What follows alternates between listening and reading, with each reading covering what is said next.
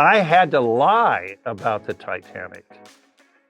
My mission, that was a cover, a top secret cover, and that's what's coming out in museums and science centers starting in September, is telling, finally I can fess up and tell the true story. The Titanic was a decoy. Welcome to the Beyond Speaking podcast from Premier Speakers Bureau, featuring in-depth conversations with the world's most in-demand keynote speakers. Hi, I'm Brian Lord, president of Premier Speakers Bureau and host of the Beyond Speaking podcast. Our guest today is the legendary underwater explorer and marine geologist Robert Ballard, who I first booked 23 years ago. So this is very cool for me. He's among the most accomplished and well-known of the world's deep sea explorers.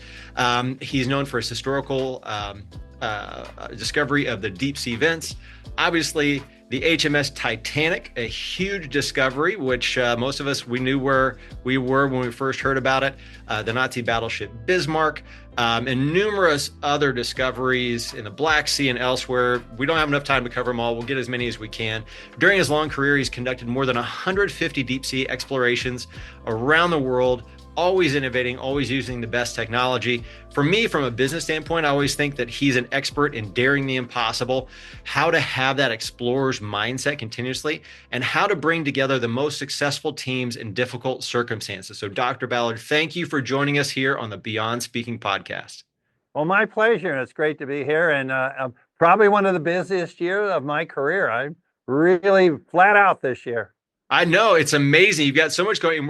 This is a tease. We're talking about this. We're going to talk about all those things at the end, but I'm very excited about all the cool new things that you have. I'm curious to know where kind of all this got started. I mean, you've been a trailblazer over the years. I just read your memoirs about never quite fitting into just the academic or just this or just the Navy or just these other things. Where do you think it came from within you to be comfortable being so unique? Well, I think, I was really set on being Captain Nemo when I was 12 years old. I'm dyslexic, so I didn't, quite honestly, I hadn't read the book. But in 1954, when I was 12 years old, Walt Disney produced that amazing book, 20,000 Leagues Under the Sea. And I went to the theater, ate a bunch of popcorn, went back and watched it again. And, at that year, when you're 12 years old, your parents are always asking, what do you want to be when you grow up? And I said, well, I want to be Captain Nemo. And they didn't laugh, because when a child has a passion, even if it's crazy like mine, you should never pop their balloon. Mm-hmm. And so my parents, they may have gone into the other room and said, Houston, we got a problem. But they worked with me on that. They said, tell me more about Captain Nemo. Mm-hmm. And I was living in San Diego at the time. And I said, well, he had a submarine called the Nautilus. And they said, well, let's go down to San Diego to the sub base. And I went aboard a diesel submarine back then. It was 1959 when the movie aired. And I just fell in love with that thought of operating a submarine. So that's what led me down to become a submarine officer, deep submergence officer in the United States Navy. But then they said, but the Nautilus was more than a submarine. It had a big window. The window opened like the iris of a lens, and he could see out through it. And they said, well, gee, that sounds like an oceanographer. And again, I was living within 10 miles of the largest oceanographic institution in the world, Scripps in La Jolla, California. And as you know, I went on to get a PhD in geology. And the reason was, when you saw the movie, when Kirk Douglas, who was then Ned, opened that window to look for Captain Nemo, he saw their team walking on the bottom of the ocean. Mm-hmm. And I just fixated on the fact that I'd grown up on the shores of San Diego, looking out at a featureless horizon, and never thought about the ocean having a bottom. But there it was. They were walking on the bottom of the ocean in their lead shoes with their helmets on. And I went on to become a marine geologist. So it was really being excited about being Captain Nemo caused me to go down multiple paths in life so that I could actually become Captain Nemo. And as you know, right over my shoulder is my own ship, and it's called the EV Nautilus. Yeah, and that's amazing. Like it's amazing how you kind of bring those things to fruition. And obviously it took a long time to get from the kid in San Diego to having this amazing ship that is able to do so many things, because for a long time you were kind of beg, steal, borrowing so many different things from so many different places, which is impressive in its own right of just being able to accomplish those things. Your first big accomplishment, I think, was finding the deep sea vents. Yeah, And that's fascinating. As you read in my autobiography, Into the Deep, there's a prologue from my mother. And I'm 13th generation American. My family came over in 1635 into Williamsburg, Virginia. And I am the first of that 13 generations to go to college. Hmm. And so my parents, my mother always had these wonderful sayings from Kansas, and one of them was, great is the person who plants a tree knowing they'll never sit in its shade, and attributed that to Johnny Appleseed. But my mother, when I found the Titanic, as you know, we came home and there was this feeding frenzy by the press, and National Geographic had me on the Today Show, the Tomorrow Show, the Day After Tomorrow. And they had me on this blitz for a couple days. And I finally got home and the phone rang, and it was my mom. And my mom said, we watched you on all the different programs, and the phone's ringing and the neighbors are so excited, but it's too bad you found that rusty old ship. And I was just, thunderstruck. I went, Mom, why did you say that? Well, you are a great scientist. You discovered hydrothermal vents and a new life system on our planet that rewrote the biology book. You found black smokers that rewrote the chemistry book. You helped prove the concept of plate tectonics and threw away the geology book. But now they're only going to remember you for that rusty old boat. So, and moms are always right, and particularly ones from Kansas. Mm-hmm. Absolutely. That's great. Well, that was one of my questions too, is that how do you, we work with companies all the time who say we've just had our best year ever. And I do want to get back to this Titanic story, because I know everybody, I put it out there. What do you want to talk about Titanic? But how do you bounce back from success? We have all these companies that are like, we just had our best year ever. Now what do we do? You just did this amazing thing. How do you grow from that, go beyond it, take it to the next level? What have you done for me lately? I mean, the key is I'm just driven by my passion. And I think if you're not driven by your passion, then when you get knocked down, and being dyslexic, I didn't have an easy road to hoe to get where I got. But when I was laying on the ground like a prize fighter saying, maybe if I just stay here and let them count to 10, it's all over. But then you get up. Mm-hmm. And it's your passion that gets you up. I have found that failure is the greatest teacher I've ever met. When I go against failure and it knocks me down, I sit there, think about it, and then I say, I've learned from my mistakes, and I get back up. So I think that's part of the process. But if you're not running to work, then you should get another job. Yeah. Yeah. Well, kind of going into some of these questions here. So we'll go through some of these discoveries here. So one of the questions from Daniel in Washington, D.C. was, what was the most interesting thing you found at the deep sea vents? Because I know you just said it rewrote a lot of the books about it. Well, it's why NASA just launched the Clipper to Europa. People don't realize that we're not the only object in our solar system that has an ocean. In fact, the moons of Jupiter and Europa, in the case of Jupiter, Europa has more water than we have. The moon of Enceladus, the moon of Saturn, has more water than we have. And they have now launched, and they believe that they should be able to find hydrothermal vents on those oceans, because we know they're volcanically active. So stay tuned for when it gets there, because I think it's going to be April of 2030. It'll arrive. And will we find life within our own solar system off of Earth? Now, I don't think we're going to find New York City there, but I think what we're showing is that as you look out to the galaxy and you look at the immensity of the galaxy. When I was a little kid, I used to go to the Mojave Desert and lay on my back and look up at the galaxies in the Milky Way. And what we now know is we're not alone. We're not the only, probably, certainly not the only intelligent creatures in the universe. Practically, there should be other places, probably, I hope, a lot smarter than us.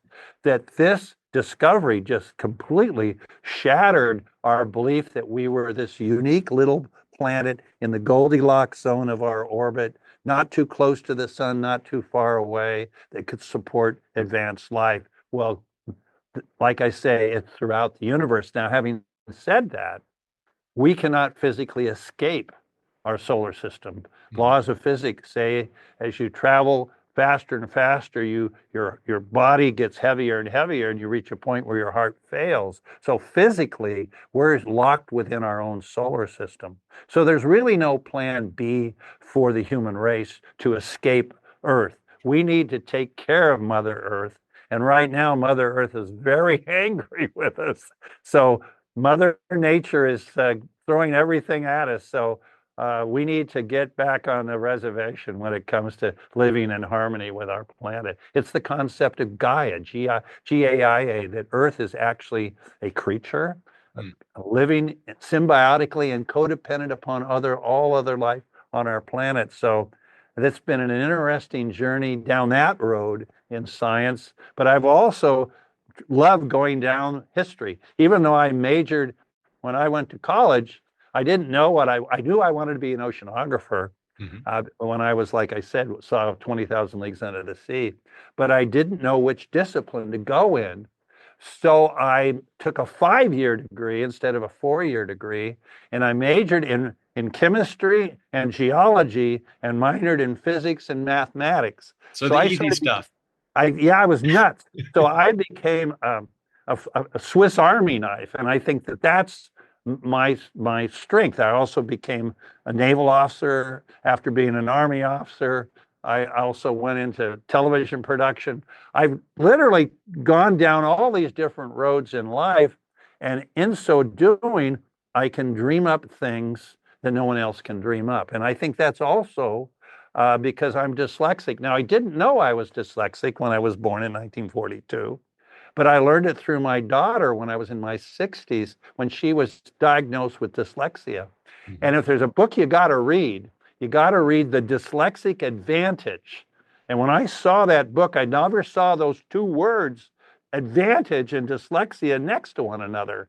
And the new issue of it, the new revised version of Dyslexic Advantage, has a researcher at Cambridge, England, who says that dyslexics make great explorers.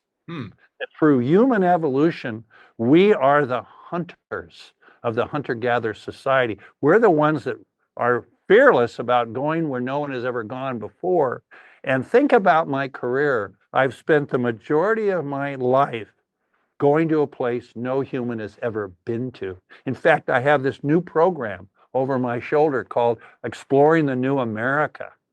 My team now, the Nautilus, is the flagship in a 10-year effort to map the new America. What's the new America? All our land, if you go out 200 miles, and you can actually go beyond that, but if you go out 200 miles off Alaska, north into the Arctic or into the Pacific, or off of California or off the Gulf, when you add up all of what's called our exclusive economic zone, the EEZ, it's 52% of the United States. And we have better maps of Mars than we have of over half our own country. So we've been commissioned in 2019. We won a competition along with collaborating other institutions to explore the new America, to literally do the 21st century version of the Lewis and Clark expedition. But our EEZ is 5.5 Louisiana purchases. Can you imagine what we're going to discover? Well, that's really exciting. Right now, we're focusing on finding rare earths within our own exclusive economic zone. We don't have to deal with other countries. We have it within our own exclusive economic zone. So this is very exciting to be doing the second Lewis and Clark expedition. But since 60% of our core of exploration, Lewis and Clark called their team the core of discovery, I call my team the core of exploration. 60% of our team are women in positions of leadership and authority. So I call it the Lois and Clark expedition. I like it. And that's one of the things too. Like if you watch your videos, your team, there are a lot. I've got 3 daughters out of my 4 kids. So I love that idea of involving so many girls, when you have those high school students, college students, girls, women in leadership positions all the way up from those interns. So I think that's a great thing to have. Well, And we need everyone we can get. There's a little clock on the web that you can go to. What percentage of the world's population are Americans? And there's a clock ticking. And it's now, last time I looked, at 4.3% and declining. So we only have 4.3% of the world's population. So we need every American we can lay our hands on. And that's why I'm so excited about getting everyone in our country excited about the importance of exploring, and particularly exploring the new America, because that will change the economic engine of our nation, just as the Lewis and Clark exploration of the Louisiana Purchase changed the economic engine of our nation. Now it's called the blue economy. So that is the career path kids need to focus on. Yeah, and that's one of the fascinating things. I know with Lewis and Clark, I mean, they had the definite economic things they were hunting for, but they also had those things like Thomas Jefferson said, maybe you'll find dinosaurs or the lost tribes of Israel or anything else. What are the most exciting sort of non-financial things that you hope to be able to find while you're doing this search? Well, kids, because I have discovered a lot of things. I have kids say, would you stop exploring, so there's something left for us. And, when you think about all the shipwrecks, I have found, if you add them all up, maybe 70 ancient modern shipwrecks. If you go on Google and ask how many shipwrecks are in the ocean, it's over 3 million. So I tell kids, don't worry about it, kids. I haven't even, I've got 100 out of 3 million. And I like to tell them that the generation of kids in middle school today will go out down in history as the greatest explorers of Earth of all time. That generation, because of the technology we're bringing to bear now in advanced robotics and AI and all the things that we're implementing, their generation that are in middle school right now will be the greatest explorers the human race ever had, because they're going to explore what hasn't been explored, which is most of the planet under the ocean for sure, which is 72% of the Earth. Yeah. Speaking of kids, I do have one of the questions I gathered is from Brooklyn and Jackson, Tennessee, who wanted to know what is the coolest crab or crab-like creature that you have found in your exploration? Well, there's some really cool ones in the hydrothermal vents. I mean, they love, if you look at the hydrothermal vents, they have these giant worms that are 13 feet tall. You have to understand, when we were exploring in the ocean, where I go, it's pitch dark. There's absolutely no sunlight where I am. The average depth of the ocean is 12,000 feet. Gets down, gets down to 12,000 feet. It gets down to 35,000 feet. And so it's in total darkness. So when I first explored these great mountain ranges, you have to understand, the largest mountain ranges on Earth are not the ones you see above water. It's the mid-ocean ridge. The largest mountain range on our planet runs around our Earth like the seam on a baseball. And it has many, many tens of thousands of active volcanoes. It's where the Earth creates its outer skin. But it's dark. So when you get down there, it's very common to not see a whole lot. But can you imagine going down a mountain range and coming across creatures like an oasis in the Sahara, characterized by giant worms, 13 feet tall, sticking out their lung, and they're breathing and ingesting poisonous hydrogen sulfide gas. And in their body, they have human-like blood. And their body cavity, we find giant clams this big across. And when you open them up, they look like liver. And when you cut into them, they have no internal organs. They have no mouth, no gut. They have another creature living inside their body through a process called chemosynthesis. this creature has had a conversation with these giant worms and the clam, says, let me live in your body and I'll feed you better than you can. Now, what I want you to do is inhale poisonous hydrogen sulfide gas in solution in these vents, and then you won't die, trust me, and I'll feed you. And they cut the bargain. So what I like to say to kids is that's far more important than discovering the Titanic. No, that's unbelievable when we found those life, and that's again why NASA's launched probes to the Jovian moon of Europa in search of what's living in its ocean beneath an ice canopy. So pretty cool stuff. But kids will say, what are you going to discover next? And I say, I don't have an idea until I discover it. I literally bump into these things. Now, literally, I go looking for A and find B, which is more interesting. I have lots of looking for one thing and finding something more important. And so that's the beauty of my profession. How can I miss not making discoveries if I'm the first human to be there? But we can share it with you. The room I'm in, we call it the looking glass. Now, you remember in Alice in Wonderland, she had a mirror which she went through and went into Oz, went in through the looking glass. My ship, this is my command center right here on my ship. So there's the Nautilus, big satellite. This, I have a replica behind me. So I don't even physically have to, and I like to go, but my wife gives me an allowance on how often I can go out to sea on the Nautilus. She gives me 2 months a year with time in between. Now, if I take my daughter, which I do, or my son, I get credit for that. My wife's even joining me on our big expedition. We got to talk about Guadalcanal in July. But so the point is that this is what's going to happen in your home. When I was growing up, we had what was called the den. And because TV had to have a real dark room to see it. And that you went in and you watched TV. This is the future den. Well, think about it. I can now not move my body, but move my spirit through my technology. So when we're sitting in the command center, you look at them, they're not looking at one another. They're looking at the big screen. So it doesn't matter where your body is. And I'm sitting here with a headset, and they don't care where my body is. So what you're talking about is the forerunner to what will be called electronic travel. You're going to have a room like this because it's not that expensive to build the first one's pretty expensive. The next ones are really cheap. This is not a whole lot of computers and consoles.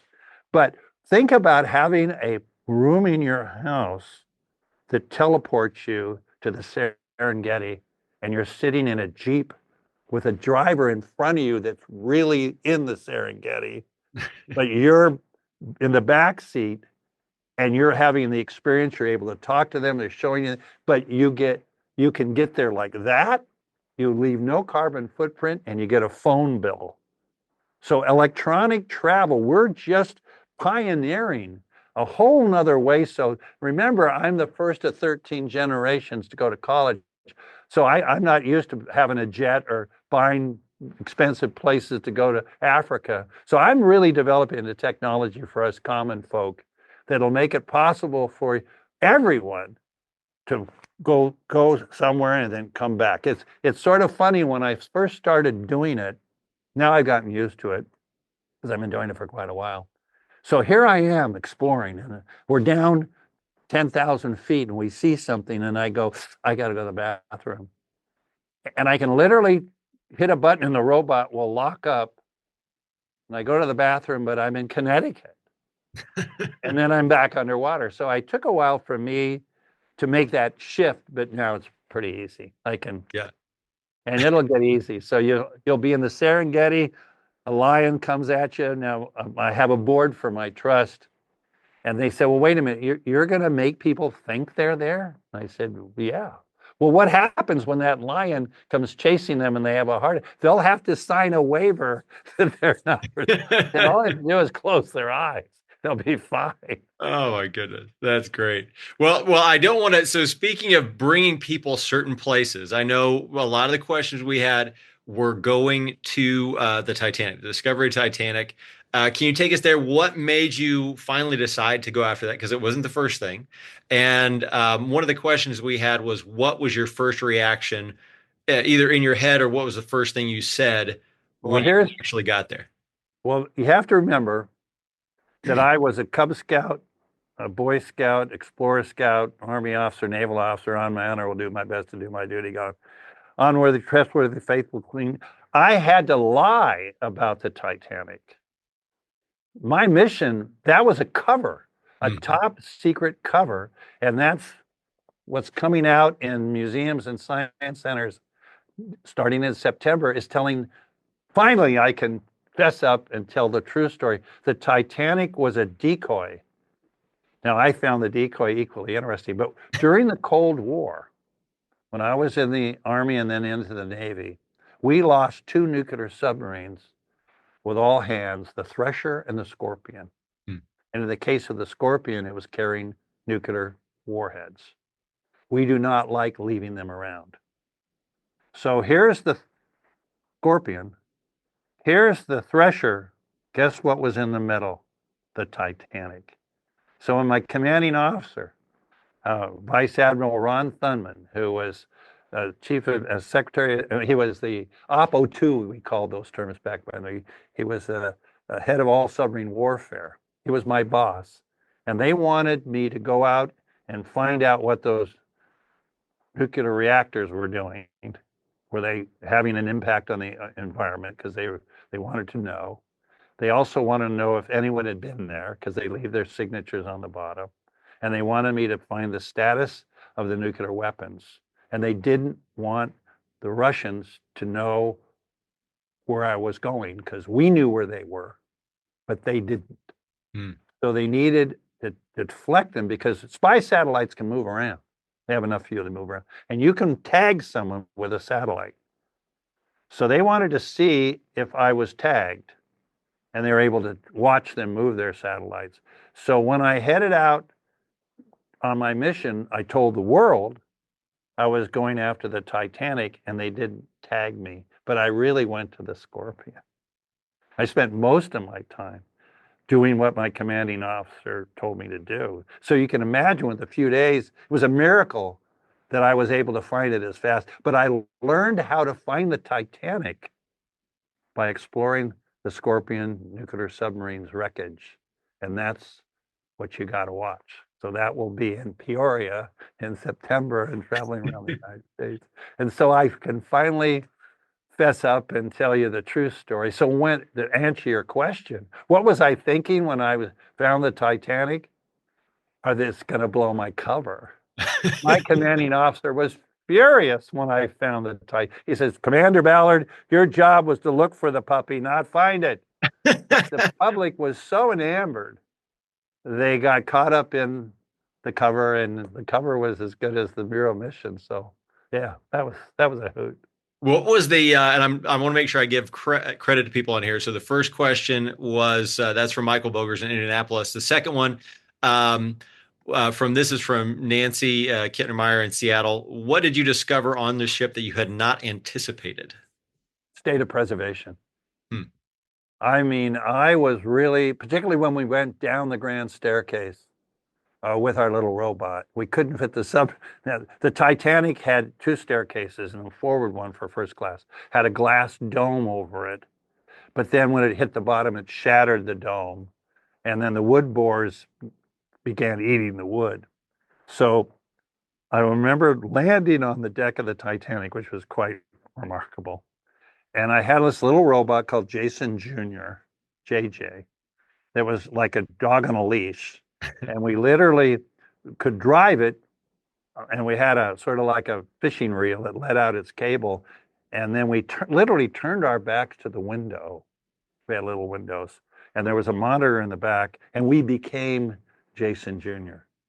So I knew that the safest thing was to go down with the wall of where the grand staircase mural used to be, but that was just a wall, But I knew if I went down the wall, I wouldn't get lost. And then I would turn and see into a deck, and then I go back to the wall and come in. So imagine we're going down, down, down inside the Titanic, looking, seeing the different rooms in the Titanic, seeing the big pillars. And then can you imagine turning and having a light go on in front of you? I about had a heart attack. I banged my head, and then I realized, well, you're not down there, but I thought I was down there. And then naturally, once I realized that I was safe up there, I went to find out what it was. And it was a glass chandelier reflecting light back at me. It was like the cowboy that draws on his figure in a mirror. But I'll never forget seeing the chandelier hanging from the ceiling. I went, I'll be darned. And then reading first class entrance and for crew use only. And I realized that the deep sea is the largest museum on Earth. There's more history in the deep sea than all the museums of the world combined. And that led to 20 years of going after history all the way back to the Iron Age.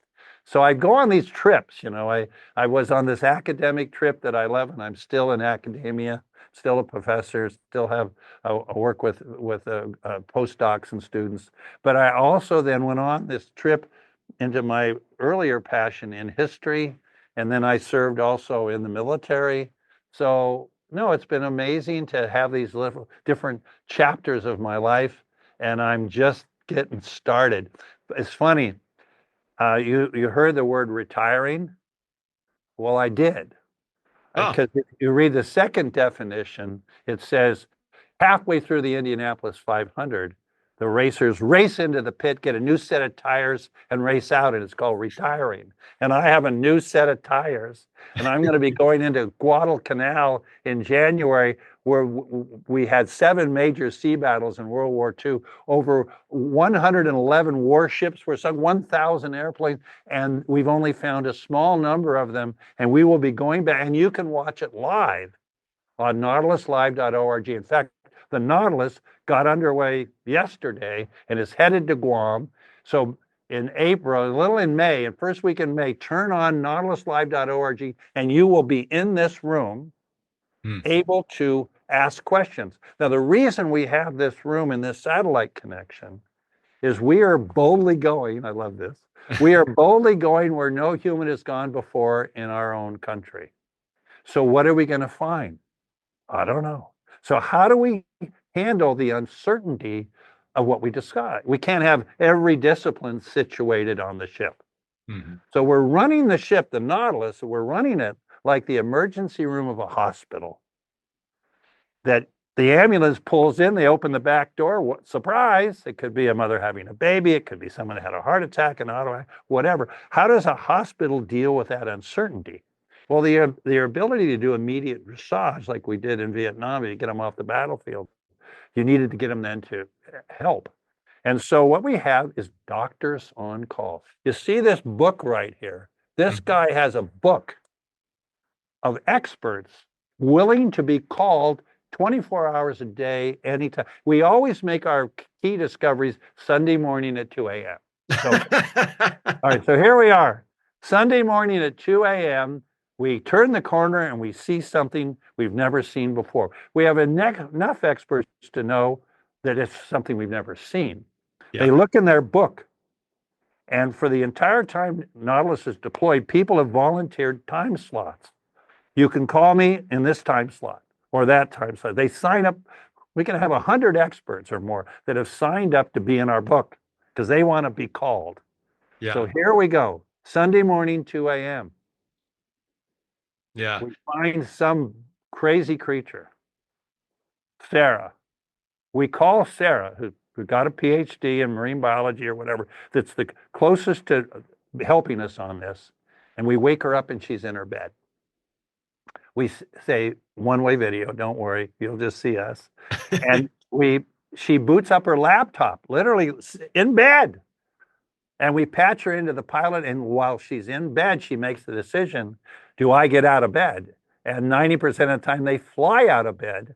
But to be on call, you have to have one of these. Yeah. And now using Internet 2 Level 3, all major universities have the ability to have one of these. Yeah. They boom. So this is how we're running the game. And it's exciting moments constantly. But you can then ask questions. We have educators right here who are ready to take your questions, and then they can network in experts. So this is so cool because we have a complete television production studio the National Geographic helped build for me. So yeah.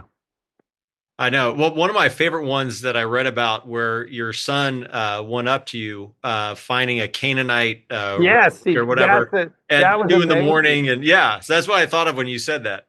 Tell us Well, about that my discovery. son wanted to be a classicist, but now he's in cybersecurity and doing quite well. But when he was loving to be a classicist, I brought him out on an expedition to the Mediterranean to a funny seamount that was flat topped, that had been sitting there and all the trade routes and people throwing stuff over, and we were far from land. And he said, "Dad, that's Canaanite." And I said, "Son, the Canaanites couldn't have possibly been out here." But I said, let's get an expert. So I called Larry Stager at Harvard University, who studied the Levant and is an expert on Canaanites. And he said, your son's right. Now, how did they get out there? But anyway, no, that was cool that he actually recognized that it was Canaanite. Yeah, I love that about that, and you're kind of bringing family and kids in on this, and saying that. What are some of the best questions you've ever gotten from kids? You said that if kids are able to do this, send in questions. What are some of the best questions that you've gotten from kids that I can't answer? Like, I've always told people that if you can't tell a middle school kid what you're doing, then you don't know what you're doing. mm-hmm. And so teachers should never be concerned that they don't know. That's what it's all about. And the lovely thing about it now with the access to information and our use of AI right now is quite staggering. We're constantly going to an AI engine to help us answer questions because we're constantly pushing the frontier of knowledge and constantly bumping into things. And to be able to say, well, let's go find out together. I don't call it Google, I call it God. Let's go to God, go to Google, God, and find out. And I just constantly, my wife says, when we go out to dinner tonight, you will not be able to bring your cell phone. You must leave it in the car. I says, Mom, but we're going to get in a conversation, and I want to. No, not that. But I am constantly going in. My father, I can remember when I was growing up, we didn't have internet, we didn't have all. We had this Encyclopedia Britannica. Mm-hmm. And he'd say, well, go look it up. And so, yeah, that's what's so cool is we can now look things up. And now we have to then get a lot of different opinions. You can't just believe one thing you hear. You hear that everyone is saying things. What's always interesting is when you get this conflict where one says one thing and one says another. That means that neither has figured it out yet. Yeah. So to me, that's what science is all about, is pushing the frontier of knowledge. And I've told my graduate students to serve society, you can't have a vested interest in the answer. You have to. I remember a classic TV series when I was growing up called Dragnet. And there was Sergeant Friday. Mm-hmm. And Sergeant Friday would come to the crime scene, take out his notepad, lick his pencil, and say, just the facts, ma'am. So my job is to gather the facts and then hand it off to society and hope it's used properly. I mean, you can use nuclear energy to heat your house or blow it up. Everything has a yin and a yang, but our job is just the facts. We cannot have an agenda. And that's very, very important to be able to not have a biased observation. Mm-hmm. I like that. Well, one thing too, you're talking about innovation. A lot of times we're working with leaders who are trying to push their people to innovate. And for you, you've always been at the front of that. You're creating a lot of the stuff that you're doing, like Jason, named after, Jason, the Argonauts and the explorers. Those things always were at the front of innovation, and you talk about pushing your people. How do you push people to innovate? Make it theirs. Make it theirs. My job is to use my crazy mind, which my wife says I do not want to be in your head, because I'm constantly thinking up things. But then know that I've created a lot of organizations, and they're still there. And so my job is to think differently, which I'm blessed with this crazy brain, to get it started, but then know that you got to hand it off and know they're not going to do it exactly the way you would do it. That's leadership. Leadership is to motivate, but make it theirs and make them even more excited about it than you are, which is pretty hard to do. So no, that's fun. So I love to go in 10 normally 15-year cycles where I dream up something, get it going, get it where it's really on its own, and then hand it off. Yeah. That's fun. Yeah. Well, I know one of the other things I saw in reading about you as a leader, there's like the speaker we work with, the author, John Acuff, he talks about the middle of a goal is always really boring. And you're Yeah. talking about with one of the things that you have to do in exploration is what you call mowing the lawn, which is going back in the search grid up and down. And it's Very disciplined. Yeah. very disciplined, but also really boring. How do you keep in the middle of a goal, in the middle of this big thing? You have a big, exciting start. You want to have that really big payoff. How do you keep people motivated in the middle? Well, knowing that it's not, you don't want to do something we've already done. They want to know that they are at the cutting edge. They are at that. Science is sort of interesting. I think of it about a mountain in front of you, and you start chipping away, and you want to get a tunnel through that mountain. And you go along, and when you're at school, you have the luxury of going down the tunnel someone else has already excavated it. But you then reach the back of the tunnel. And your job is to pick up that pick and get another inch or two. And getting that sense of continuity of building, I say each generation stands on the shoulders of the previous generation and sees a farther horizon. That's the process. Put them up on your shoulder and say, what do you see? So it's all about, I think my military training had a lot to do with it. Being put in a difficult, when I went through combat infantry training, I was 19 years old at Fort Lewis. And we went on leadership reaction training where they would give you a mission and then change it or have something happen, and they wanted to see how you reacted. And what I have discovered, and I think having that early training in life was so valuable to me, that when it really hits the fan, you don't really know a true measure of a person till it goes bad. And then you see this person you thought was going to, do everything right, panic and run. And then you see this person who you thought was weak and whatever, stand their ground. And it's always to me and I've been in a lot of situations where they're near-death experiences. And that's why I like telepresence now. I don't just send the robot. But anyway, where I find myself when things hit the fan, to get calm, and everything goes in slow motion. And that's what I found about it. I actually I'm looking around, I'm seeing who rises to the occasion and who doesn't. I remember studying the battle of so many different battles where a complete rout occurs and someone moves into the rout, which is very difficult to turn them around, and has that leadership to turn the rout. And I had that at a very, very early age, that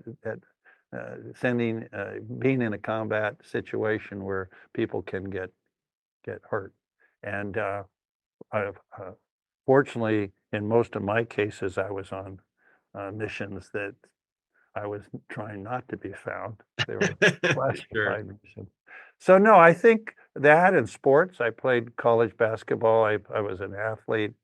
I think all of those things, and I have respect for all worlds.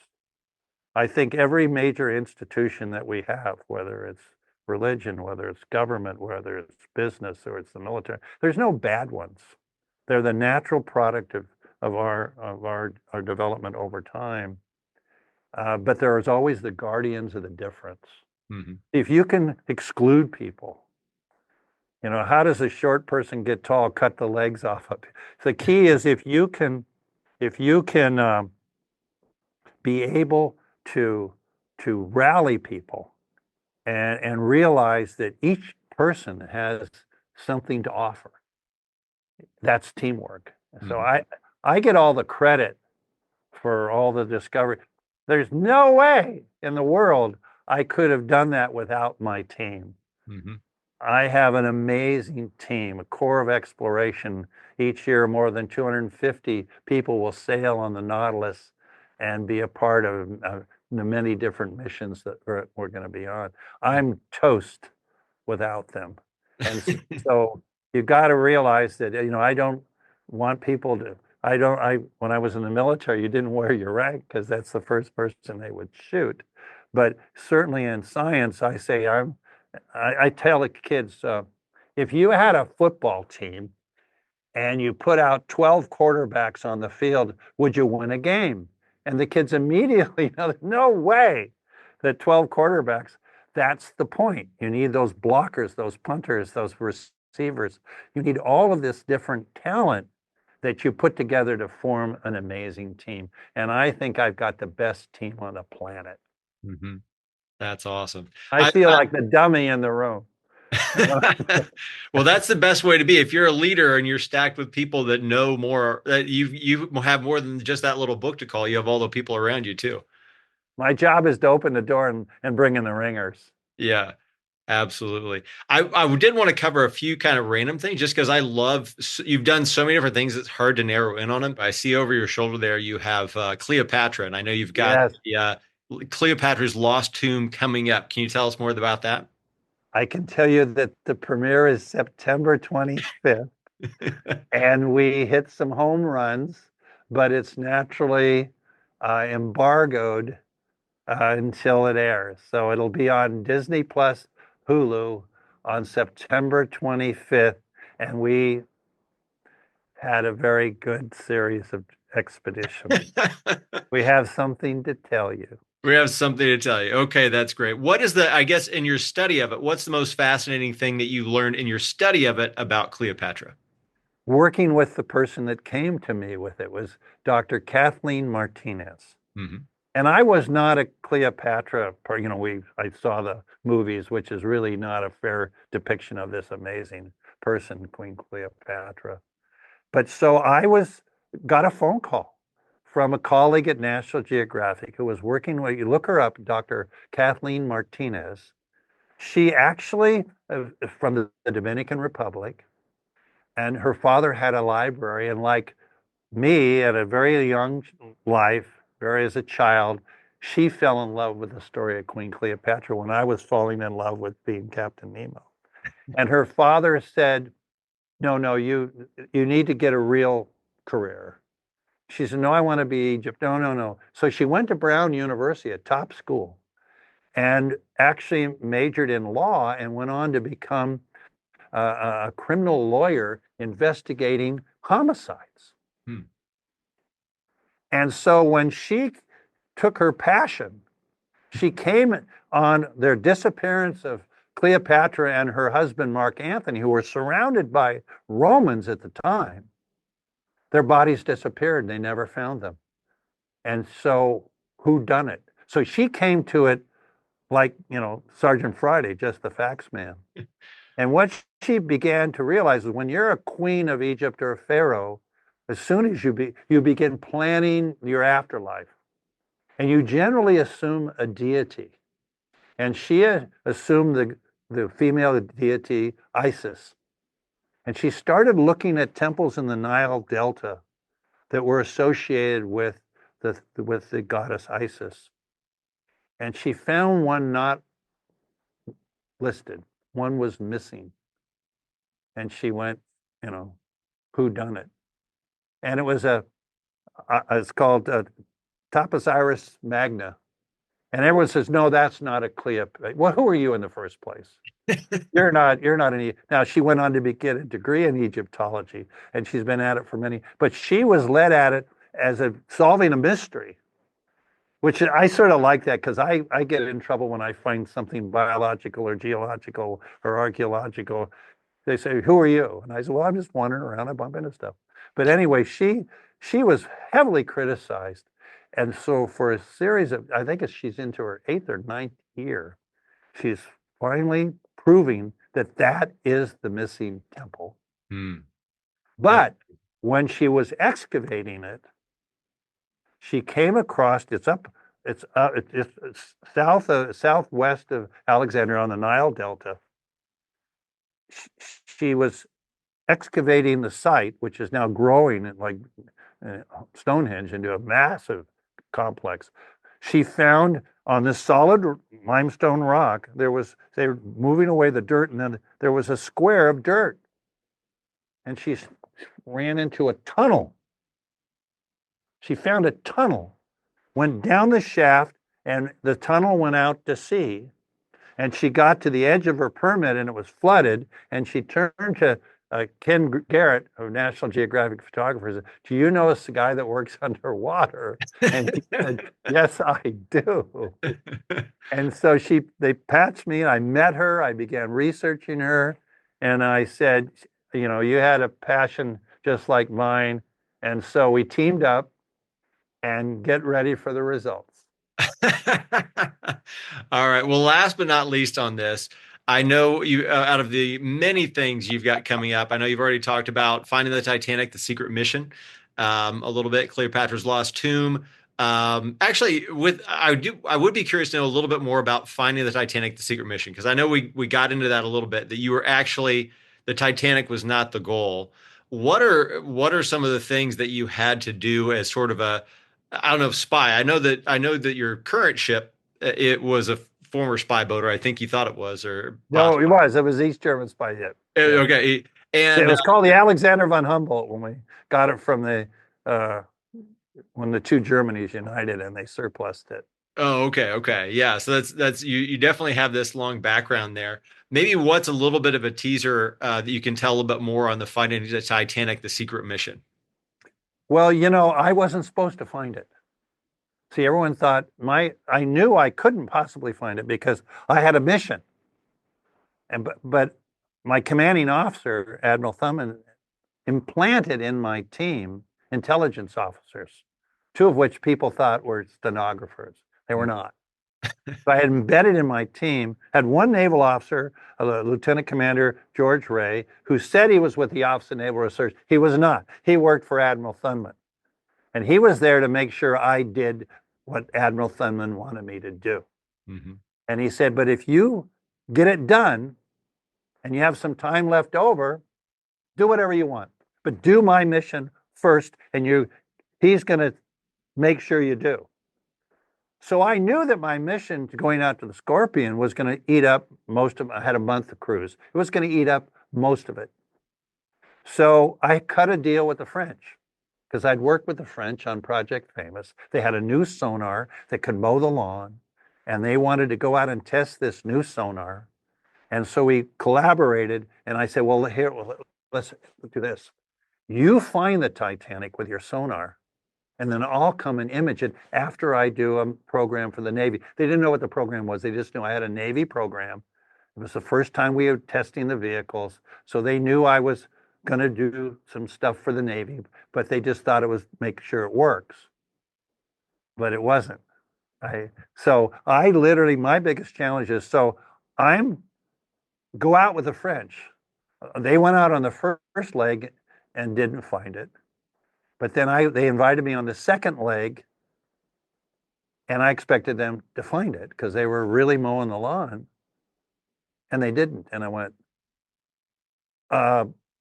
you were supposed to find the Titanic. There's no way. I have a camera on a string that can see 30 feet. I got a camera dangling down 12,000 feet. I'm moving along slower than a baby walking across the floor, and you expect me in a few days? There's no way. But I'll give it a shot. So here I am on the French ship. We pull into the French island that's off Nova Scotia and Newfoundland. And we get on a plane to join my ship in the Azores, owned by the Navy, but operated by Woods Hole, to do the top secret mission. And if I had any time left over, I had to bring the French with me and they're on my ship and I'm on a top secret mission. How am I going to keep them in the dark? That was the challenge. So when we were steaming out of the Azores, we were steaming south to the Scorpion. Well, the sun should rise on your port side and set on your starboard side. I was headed the other down towards the Titanic, which was more westerly, and they didn't realize the sun was coming up and going down in the wrong place because we've removed all the compasses and everything. And so we're steaming along, and I say, okay, we're going to stop and do some testing for the Navy. But they would prefer you not to come into our command center. So we had people at the door that the Navy people knew who could come in and who couldn't. We had a lock you had to go through to get past them. And they knew they weren't, so they didn't even try. Yeah. So when I stopped the ship, they thought I was stopping to test my new vehicle, which I was, first time I had it. I was just new at it. I was sitting on the Scorpion. But unless you came in the room and saw the Scorpion, and so here I am. And then my commanding officer said, I want 100% total coverage of all the wreckage. They'd been down there before and they saw some wreckage, but they'd never done a complete mapping of the whole thing. So I said, Roger that. So they said, well, there's the reactors sitting, the Scorpion was in 3 big pieces. We want you to map that. So I thought they're just big in craters, and that I would give them 100%. But as I was mapping it, I went in and I got one boundary, out boundary, out boundary. I was going after the 4th boundary. It just kept going and going and going and going for over a mile. And it was like a comet. And I realized that it was heavy objects went straight down, but lighter objects were carried by the current and fell out. And I said, didn't that happen to the Titanic? Shouldn't the Titanic have a comet too? And now I only have to go bing, bing, bing. I don't have to mow the lawn. I just go boop, not. And in a matter of days, I picked up the comet and walked it in. Wow. That was pretty cool. So we put you in the exhibit. We literally put you on the ship, and you have a clearance, so you could get past. So we were all back then, before I had the Nautilus, we were on shipping containers. We could put them on ships. So we literally put you on the deck of the ship I was on with its shipping containers and move you through it all and watch you discover how we did it. Wow. Cool. That's awesome. Well, last part here is in honor of everything you've done. Now you have your own ship, but now you've got a ship named after you. What's that like? Wow. That was quite a shock. I was in a car in Georgia, poor cell coverage, driving to a friend's house, and the phone rang and it was bad coverage. So I pulled over and I caller ID said, Secretary of the Navy. So yes, sir. It was Secretary of the Navy, Carlos del Toro, who I knew of, but I never met him. And he said, I want you to know that the Navy has decided to name a ship after you, a Pathfinder, which is a really cool, look it up, the USNS Pathfinder class ship. It's an amazing survey exploration ship, but a Navy ship. We've named it after you. And I thought it was a hoax because you don't name ships after people that are alive, unless you were President of the United States or something, or Bob Hope. So maybe I'm in the Bob Hope category. And so just a few weeks ago, I went down to look at it. You can go online, type USNS Robert Ballard. It's being built in Pascagoula, Mississippi, and it's 400 feet long. It's an amazing ship, and it's pretty humbling to look up like that and see your name on it. That was pretty humbling. That's awesome. Well, Bob, thank you so much for joining us here on the Beyond Speaking podcast, sharing so many stories. And we've just got I almost said the tip of the iceberg. That would have been really bad. Bad. That's okay. I use it all the time. I've used that. That wasn't intentional. We've just gotten the very beginning of the stories that you have. So definitely, if you're interested, look up Robert Ballard on premierspeakers.com. As far as the podcast goes, make sure to rate and review. And Bob, thank you so much for taking so much time here to be here on the Beyond Speaking podcast. Well, lots of discoveries happening this year and the year after. So plenty of new things to talk about. Thank you for joining us for the Beyond Speaking podcast. To learn more about today's guest, visit premierspeakers.com. Make sure to subscribe and leave a review wherever you listen.